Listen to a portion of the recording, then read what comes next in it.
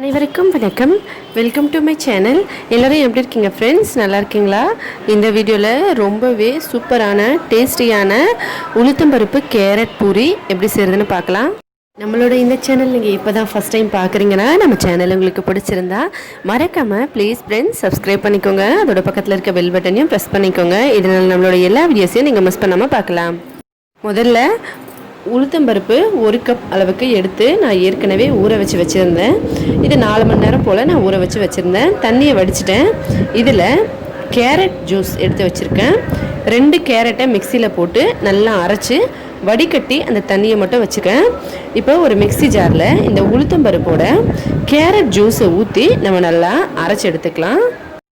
இந்த மாதிரி அரைச்சி எடுத்தாச்சு.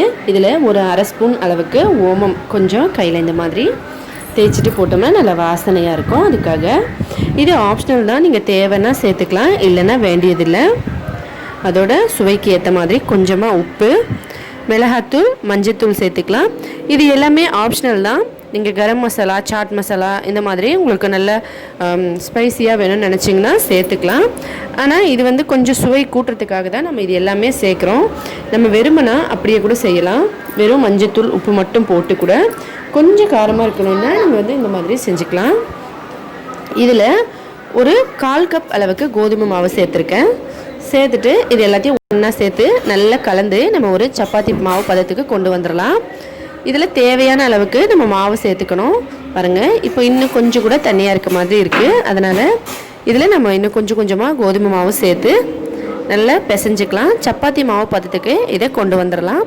நான் வந்து ஒரு 1/2 கப் போல் கோதுமை மாவு சேர்த்துருக்கேன். நீங்கள் தேவையான அளவுக்கு சேர்த்து நல்லா பிசைஞ்சிக்கலாம்.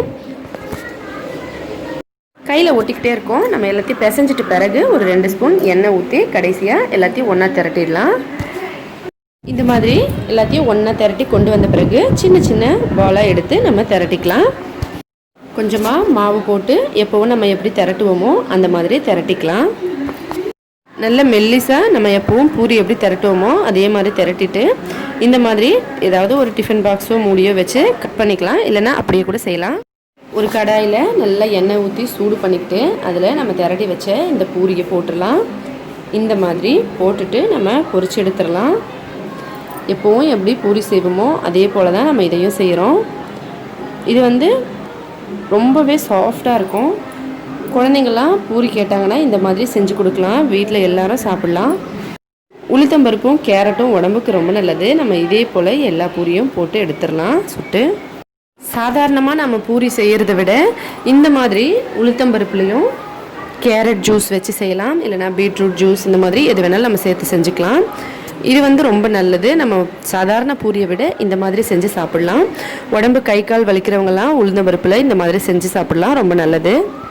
இப்போ இதை எடுத்துடலாம். அவ்வளோதான், நமக்கு சூப்பராக சாஃப்டான பூரி ரெடி ஆகிடுச்சு. ட்ரை பண்ணி பார்த்துட்டு எப்படி இருந்ததுன்னு சொல்லி மறக்காமல் கமெண்ட்ஸில் சொல்லுங்கள். இந்த வீடியோ பிடிச்சிருந்தா லைக் பண்ணுங்கள், ஷேர் பண்ணுங்கள். மறக்காமல் நம்ம சேனலை சப்ஸ்கிரைப் பண்ணிக்கோங்க. மேலும் இதே போல் இன்னும் பல புதுவிதமான வீடியோஸ் எல்லாம் பார்க்குறதுக்காக ஹெல்த்தியான சமையலாக வீட்டிலையே சமைச்சு சாப்பிட்டு ஹெல்த்தியாகவும் சந்தோஷமாகவும் இருங்க. இந்த வீடியோவை பார்த்த அனைத்து நண்பர்களுக்கும் மிக்க நன்றி. வணக்கம்.